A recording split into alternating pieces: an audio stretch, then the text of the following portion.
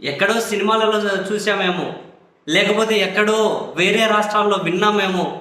ఒక్కసారి అధికారం చేతిలోకి రాగానే కత్తులు పట్టుకొని, కొడవళ్ళు పట్టుకొని రోడ్ల మీద స్వైర విహారం చేసుకుంటూ ఇళ్ళకెళ్ళి గొంతులు కోసి పోలీసులు చూస్తూ ఉండగానే నలుగురు మల్లుకొని ఇట్లా పట్టుకొని గొంతులు కోసి మెడలు కోసి రోడ్ల మీద వెంబడించి ఆయుధాలు పట్టుకొని పోలీసులు చేతులు కట్టుకొని చూస్తూ ఉంటే విచ్చలవిడిగా నడి రోడ్ల మీద నరకడాలు, నడి రోడ్ల మీద కొట్టడాలు ఎక్కడో సినిమాల్లో చూసాం.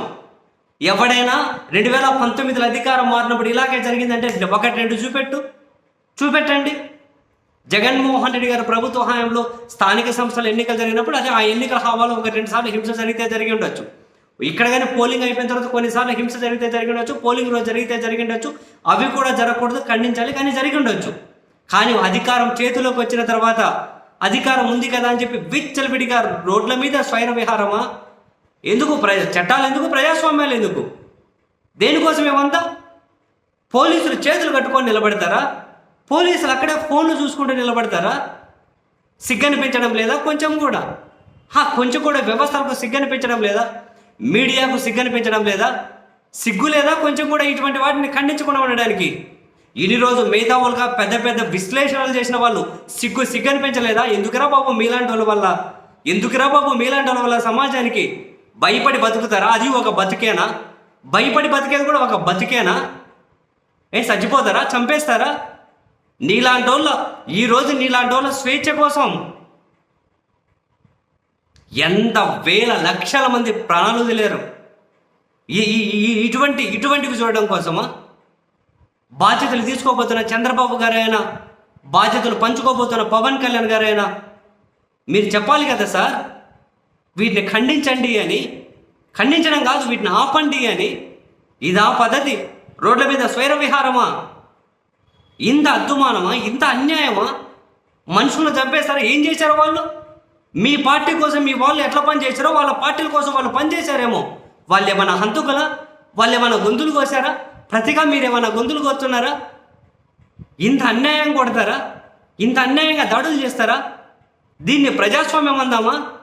వీటిని వ్యవస్థలు అందామా? అధికారం మంది చంపుతారు. ఎంతమందిని చంపుతారు? శాశ్వతంగా మీదే అధికారమా? ఎప్పుడు మారిన తర్వాత వాళ్ళు చంపాలా? మీరు ఒకరిని చంపితే వాళ్ళు వచ్చి మీ ఇంటికి 2 చంపాలా? తర్వాత మళ్ళీ మీకు అధికారం వచ్చిన తర్వాత వాళ్ళ ఇంట్లో 4 చంపుతారా? వ్యవస్థలు అబ్బాబ్బాబ్బాబ్బా! ఎంత గొప్ప వ్యవస్థలు, ఎంత గొప్ప మేధావులు, ఎంత గొప్ప ఛానళ్ళు, ఎంత గొప్ప మీడియా, ఎంత గొప్ప మనుషులు, ఎంత గొప్ప బాబోయ్. ఆస్తిత కథలు కాదు, అధికారాన్ని అడ్డు పెట్టుకుని గోడి మీద దాడి చేయట్లే. ఎన్నికల్లో ఆధిపత్యం కాదు, ఏదో ఆ పోలింగ్ ఇంకోటో కాదు, దాడి చేయట్లే. అధికారం వచ్చిందని చెప్పి కత్తులు పట్టుకొని, కొడవళ్ళు పట్టుకొని కనిపించినట్లుగా వాడు ఆ పార్టీ సానుభూతి పడేది, ఆ పార్టీ అభిమానం అయితే ఆ పార్టీకి పనిచేసింటే విచ్చలవిడిగా వెంబడించి చంపుతూ నరుకుతున్నారా? ప్రజా తిరుగుబాటు వరకు తెచ్చుకుంటారు. అయినా ప్రజలు అంత తిరుగుబాటు ఉంటుందని చెప్పి నేను అనుకోవట్లేదులేండి.